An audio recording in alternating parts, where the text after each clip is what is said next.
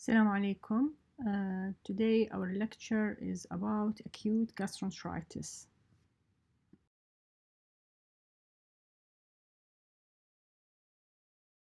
In this lecture, we are going to study the definition and types of diarrhea, and we are going to learn what are the main causative agents that causing acute diarrhea in pediatric age group.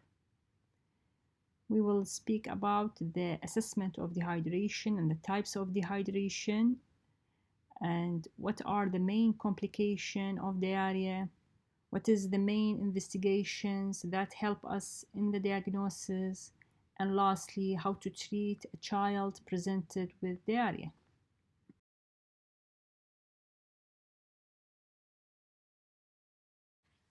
The definition of acute gastroenteritis it is defined as the process of malabsorption or increased secretion of a fluid and electrolyte, which will lead to increased frequency, volume, fluidity of the stool apart from normal.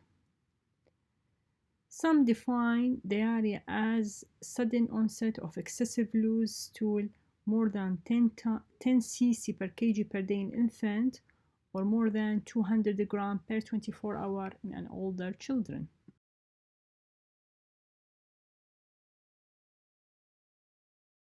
Persistent diarrhea is defined as an episode of diarrhea that begins acutely.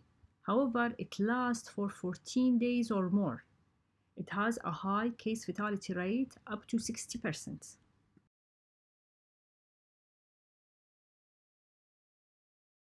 Diarrheal disorders in childhood account for a larger proportion of childhood death. It is the second most common cause of child death worldwide. In addition to the risk of mortality, persistently high rate of diarrhea, especially prolonged and persistent diarrhea among young children, may be associated with long-term adverse outcome.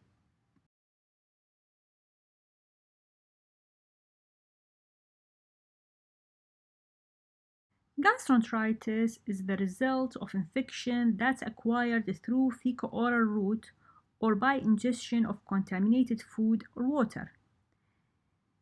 The most common organism that cause gastroenteritis is viruses. Viruses responsible for up to 50% of all cases of gastroenteritis in the summer, and a higher percent, up to 80% in the winter times. Rotavirus infection is the most common identifiable viral cause of gastroenteritis in all children. Other viruses that may cause gastroenteritis is astrovirus, calicivirus, and adenovirus.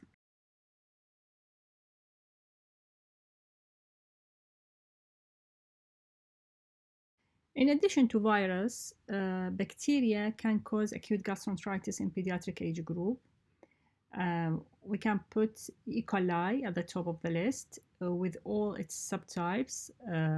Also Campylobacter jejuni, Clostridium difficile, Salmonella, and in case of watery diarrhea, we think of cholera, and so on.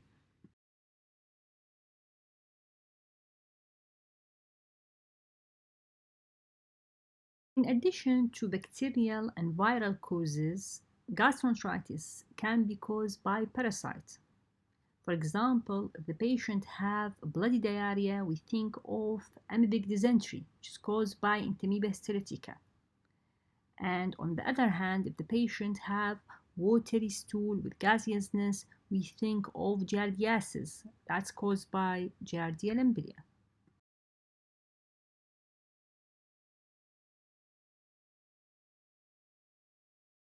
According to the mechanism of diarrhea, we can divide the diarrhea into two types. It is either secretory or osmotic diarrhea.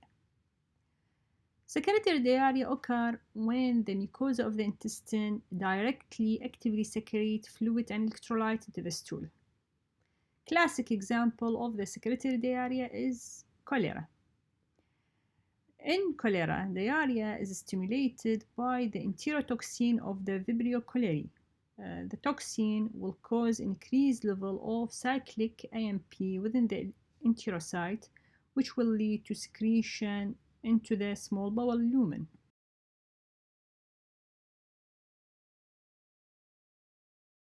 On the other hand, osmotic diarrhea it occurs after malabsorption of ingested substances.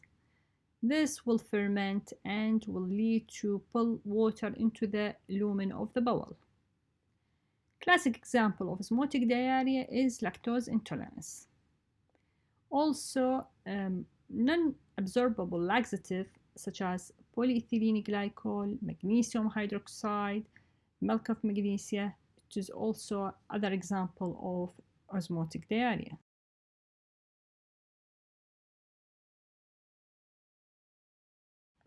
In order to differentiate between the causes of diarrhea, we can divide the patient to either having osmotic diarrhea or secretory diarrhea. This depends mainly on the characteristic of the stool.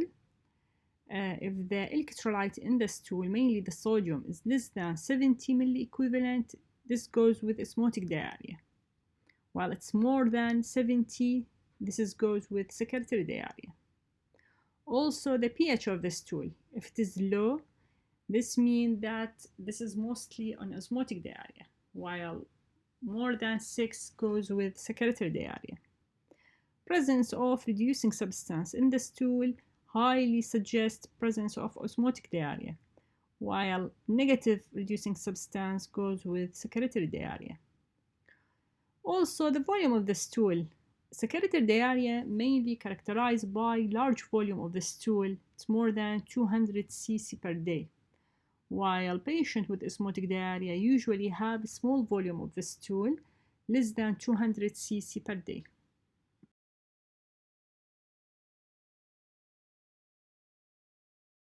In addition to the knowing the constituents of the stool, we can also divide the patient to osmotic and secretory diarrhea by a simple clinical method. We can stop all feeding and oral intake and observe the response to that. This is done only in hospital setting in a patient who's receiving IV fluid in order to prevent development of dehydration. When we put the patient after stopping all feeding, if the diarrhea stops completely, this is mostly goes with osmotic diarrhea. However, patients with secretory diarrhea usually tend to have continuous diarrhea even if all feeding had been stopped.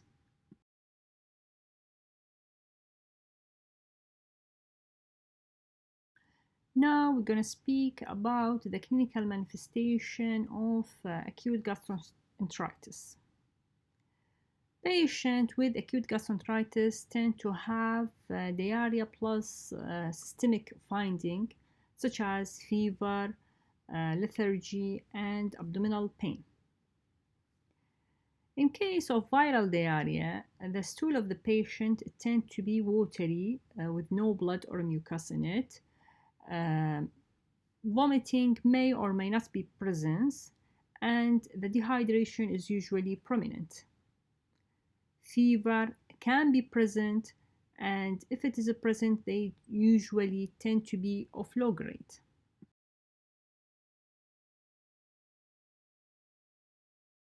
Second, the patient may have dysentery.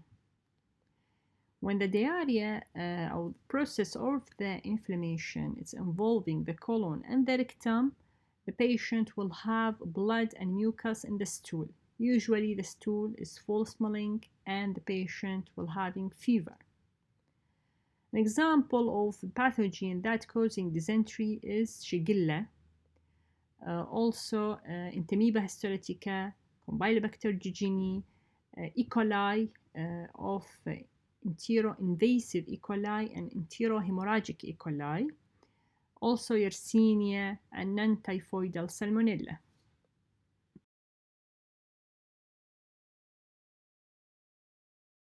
Enterotoxigenic disease. Enterotoxigenic diseases are caused by bacteria that are capable of producing enterotoxin. For example, cholera and enterotoxigenic E. coli. The disease here is characterized by absent or low-grade fever, and it's usually involving the ileum. The patient will pass a watery stool that does not contain blood or mucus. The disease is usually of short duration. It lasts up to 4 days, and the patient pass about 4 to 5 loose bowel motion per day.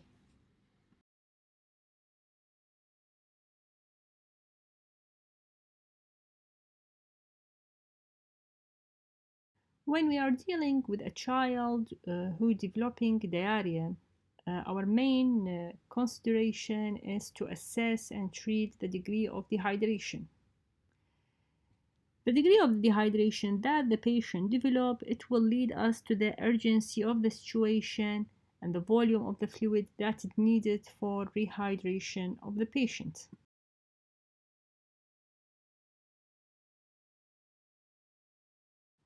Firstly, we have to assess our patient for the degree of dehydration. We usually divide the patient into either having no sign of dehydration, or having some sign of dehydration, or to developing severe dehydration. We have 3 plans of treatment. Plan A, on examination, the patient will be well alert, normal eye, the tears will be present, the mouth and tongue is moist, and he's drink normally and not thirsty. This patient usually divided or categorized as having no sign of dehydration, and we will use for him plan A for treatment. While patient with some dehydration usually develop some sort of restlessness, irritability, the eye will be sunken and tear is absent, the mouth and tongue will be dry, he's thirsty and drink eagerly. Those patients usually we follow a plan B for treatment. Patient who is developing severe dehydration usually will be lethargic or unconscious. The eye will be very sunken, the tears absent, the mouth and tongue is very dry, and when we offer to him a glass of water, he usually drink poorly or not able to drink. Those patients usually follow a plan C for treatment.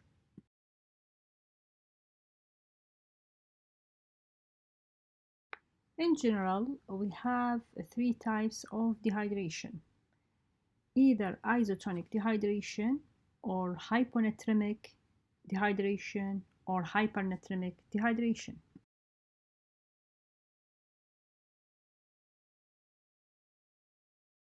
Isotonic dehydration. It is the most common types of all types of dehydration, constitute about 70% of all types. It is occur when the net loss of water and sodium is the same proportion to that found in the normal extracellular fluid.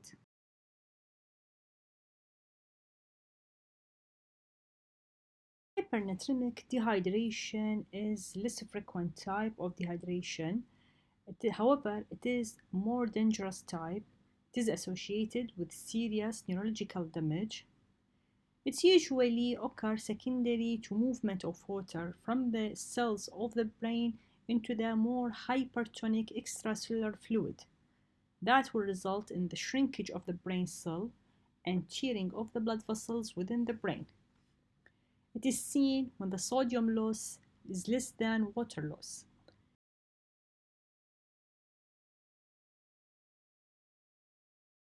An example of hypernatremic dehydration is seen when oral homemade electrolyte solution is being used that contain high concentration of salt.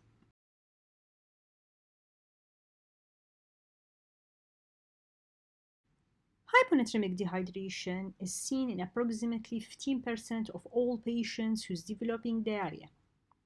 It occurs when high amount of sodium are being lost in the stool out of proportion to fluid loss. It's seen more frequently in patients with bacillary dysentery or cholera. Hyponatremia can develop or worsen if there is considerable oral intake of low electrolyte or electrolyte-free fluid during diarrhea.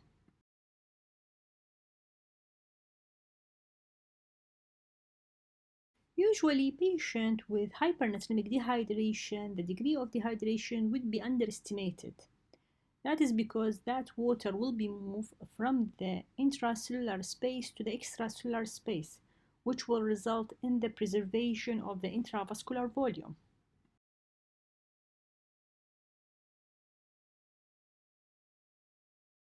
Complications of gastroenteritis. Firstly, and the most serious one is dehydration. Patient may develop metabolic acidosis, shock, and acute renal failure. Second is electrolyte disturbance. Also, the patient may develop hypokalemia with its consequences and hypernatremia or hyponatremia. Patient can develop seizure. There are so many reasons that the patient can develop seizure in a patient with gastroenteritis. It could be due to the electrolyte disturbance, for example, hyper or hyponatremia. Fever, the patient may develop febrile convulsion. Also, hypoglycemia due to the fasting or glycogen mass is small in children. The patient can develop seizure from hypocalcemia. Also, it could be an effect of toxin, Shigella. Also, it may be a prodromal disease of CNS infection like meningitis.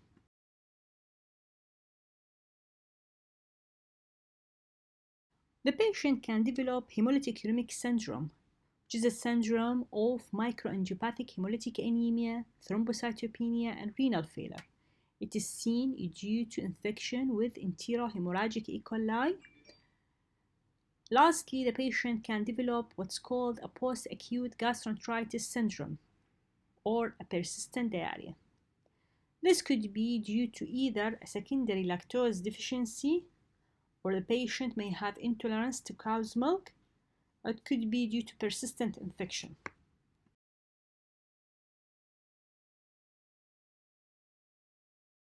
Now, how can we evaluate a patient who presented with gastroenteritis? Firstly, we have to examine the stool. The stool should be examined macroscopically for the presence of the mucus and blood. Also, microscopical examination of the stool for the presence of RBC, white BC, which will indicate colitis.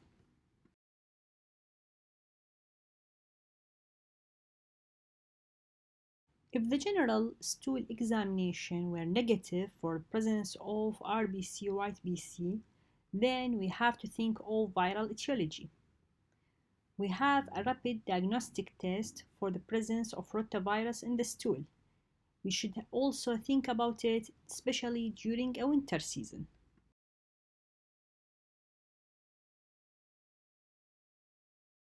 Sometimes we have to do a stool culture, especially if the patient presented with fever, profuse diarrhea, dehydration, bloody diarrhea. Also, if we suspect an organism that requires antibiotic therapy, or if the patient develops hemolytic uremic syndrome. In addition to the stool examination, some blood tests are required, for example, serum electrolyte, renal function test, and complete blood count.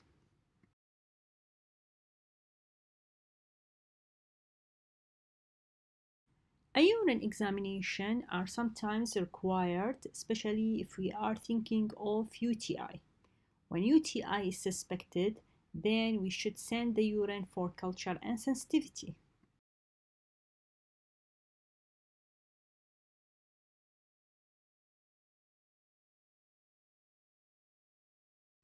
Management of acute gastroenteritis. After knowing that most infectious causes of diarrhea in pediatric age group are self-limited, so management of viral and most of the bacterial causes of acute gastroenteritis is mainly supportive. That means we should correct any degree of dehydration and we should replace the ongoing fluid and electrolyte deficit. We have to manage any secondary complication that result from mucosal injury. Antibiotic is not routinely used in pediatric age group.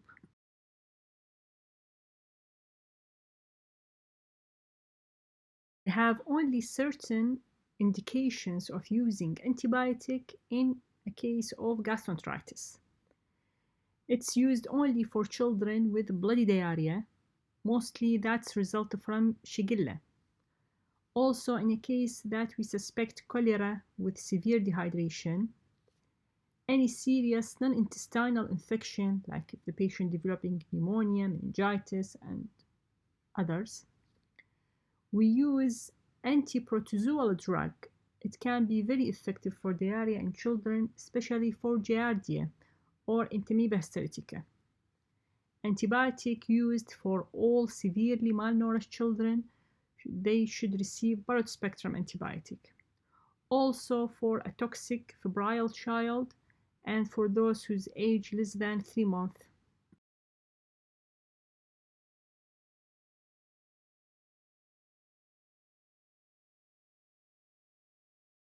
We start initially with correct any degree of dehydration. Firstly, we have to assess the degree of dehydration in order to treat any existing dehydration.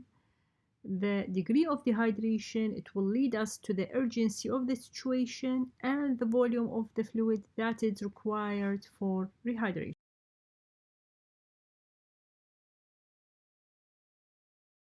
According to the signs and symptoms of the patient, we divide the patient, as we already said, into 3 groups. It's either having no dehydration, or some dehydration, or severe dehydration.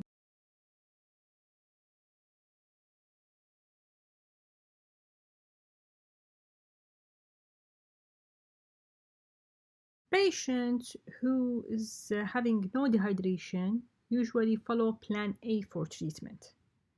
Treatment here is directed to prevent the development of dehydration, which include giving an extra fluid and salt to replace the ongoing diarrheal loss. The mother in this situation is instructed to give an extra amount of suitable fluids.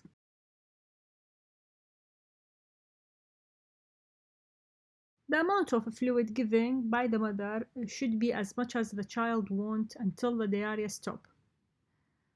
As a rule, the child should receive an oral rehydration solution at least after each bowel motion in amount about quarter to 1/2 large cup, which constitute about 50 to 100 cc for children whose age less than 2 years. While in children older than 2 years, they usually receive 100 to 200 cc of a fluid.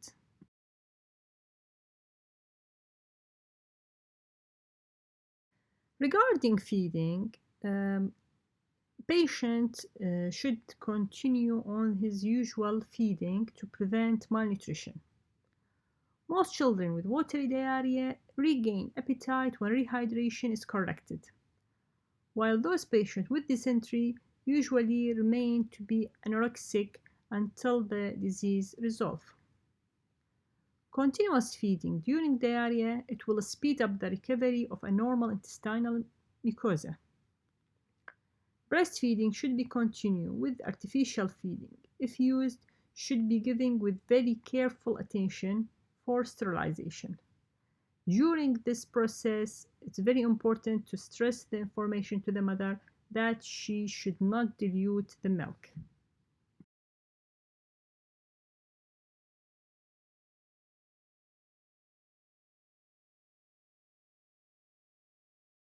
The role of zinc in treatment of acute gastroenteritis is that it will decrease the duration and the severity of the diarrheal attack.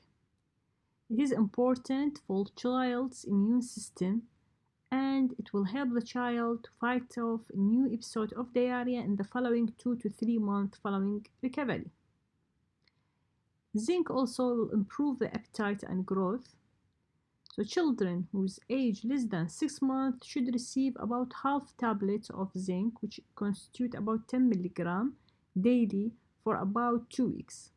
While for older children, they should receive 1 tablet per day for about 2 weeks.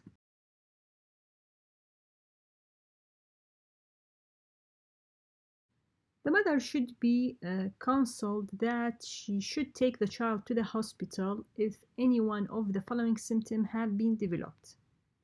If the child starts passing many watery stool, if he develops repeated vomiting, if he developed severe thirst, or if he rejected any food and fluid, if the child developed fever or blood in the stool, and lastly, if he didn't show any sign of improvement after 3 days.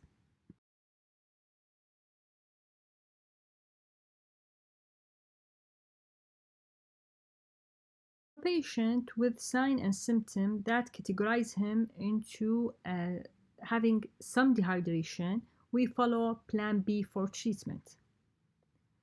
A child with some dehydration usually require an extra fluid and food. We have to treat the child firstly with ORS in a health facility, and then when all signs of dehydration disappear, then the child can be safely sent home with continuous treatment. Giving ORS in the clinic until the skin pinch is normal and the thirst is over, the child is calm. 4 hours of rehydration are usually necessary for achievement of that.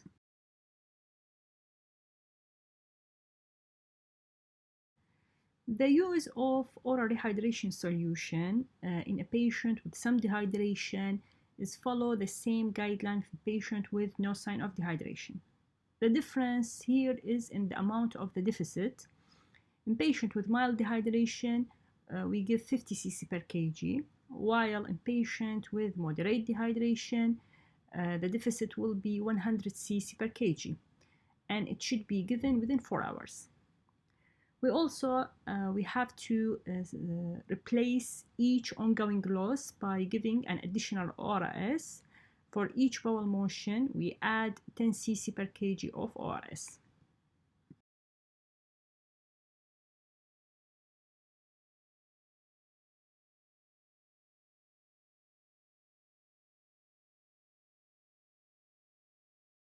In addition to fluid, child with some dehydration needed food. So after we complete the first 4 hours of treatment with ORS, a breastfed child should continue on breastfeeding, while other children who should receive their usual milk or food.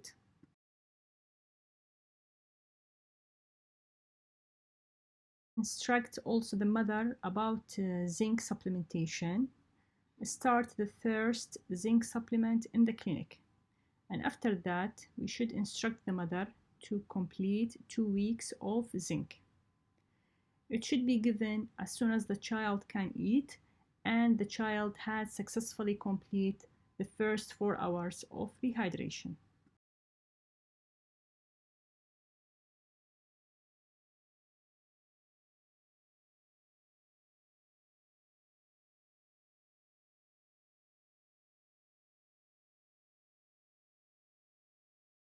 The principle of oral rehydration therapy is based on the fact that intestinal absorption of sodium and other electrolytes it will be enhanced by active absorption of certain food molecules, such as glucose. This process of active absorption will continue to function normally even when the patient develops secretory diarrhea. So if the patient with secretory diarrhea drink any isotonic salt solution that does not containing a source of glucose, the sodium will not be absorbed. So this fluid will remain in the lumen of the GIT, which will add it later to the volume of the stool.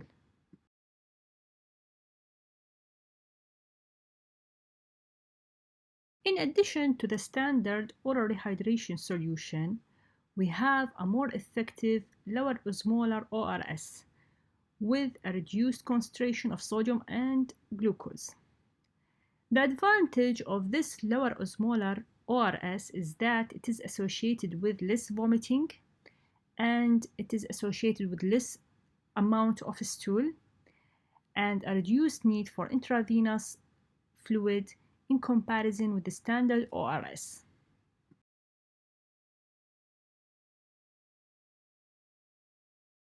ORS have many advantages over IV therapy. The ORS is less expensive, it is available, and it is easily prepared by a family. It's given by normal oral route, and it has advantage of shorter time for correction of dehydration, 4 hour compared to 24-hour inpatient on IV therapy. Also, in ORS, we don't see the complication that may occur in IV therapy, like pain, thrombophlebitis, and so on. With ORS, we have high successful rate in about 95% of all cases of acute gastroenteritis, which has lessened the diarrhea associated malnutrition.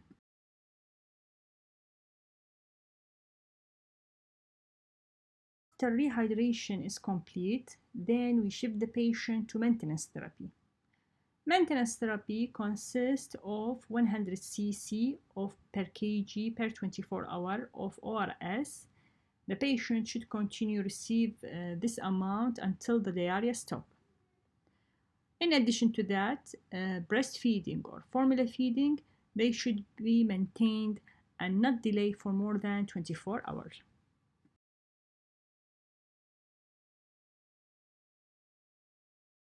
ORS can be prepared in a simple way. The family should be follow the instruction that is written on the container. After dissolving in an appropriate amount of sterile water, it should be given by spoon or syringe and not by bottle in order to prevent vomiting. The mother should give it in a sips every few minutes according to the severity of diarrhea. All the amount that had been prepared should be consumed within 24 hours.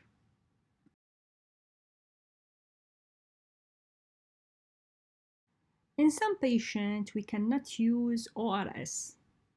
There are some contraindications for using of oral rehydration solution.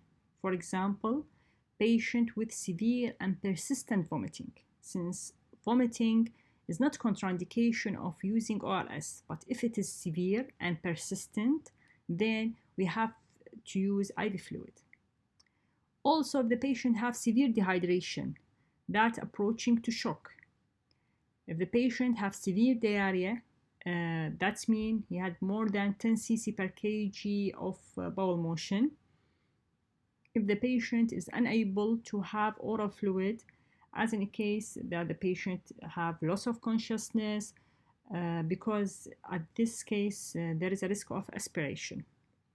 Also, if we already need an IV line for other purposes, for example, we need an IV medication, at this case we have to give an IV fluid.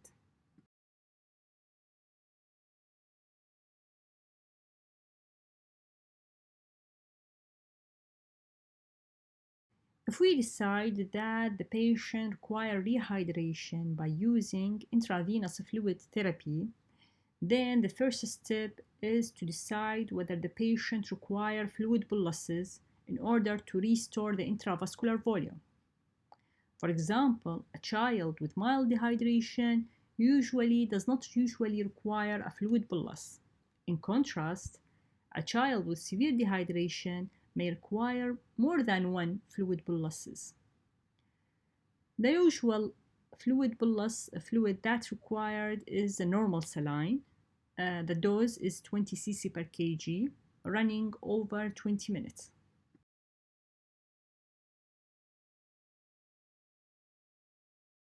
After the patient receives fluid boluses, then we have to calculate the 24-hour fluid need, which consists of the deficit plus the maintenance.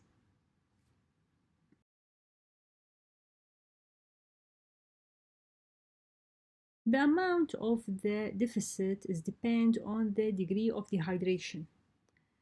Patient with mild dehydration, the deficit will be 50 cc per kg, while patient with moderate dehydration, the deficit would be 100 cc per kg. Patient with severe dehydration, the deficit will be 150 cc per kg.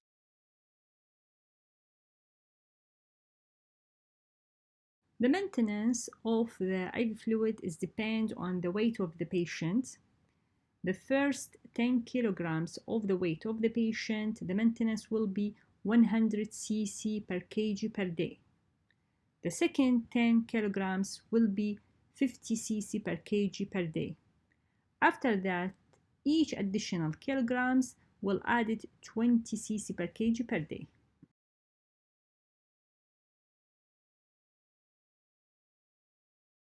After we calculate the total amount of fluid that's required during 24 hours, then we divide this into two halves. The first half is given during the first 8 hours. The second half is given over the following 16 hours. During that time, each ongoing loss should be replaced according to the amount.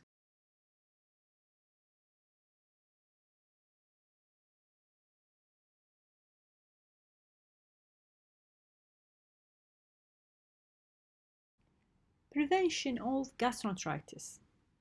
We have multiple measures that can be aid in preventing gastroenteritis. For example, improving case treatment and tracing the source. We have to encourage exclusive breastfeeding during the first 4 to 6 months of life with continuous breastfeeding up to 2 years of life. We have to improve complementary and feeding practice and water sanitary facilities.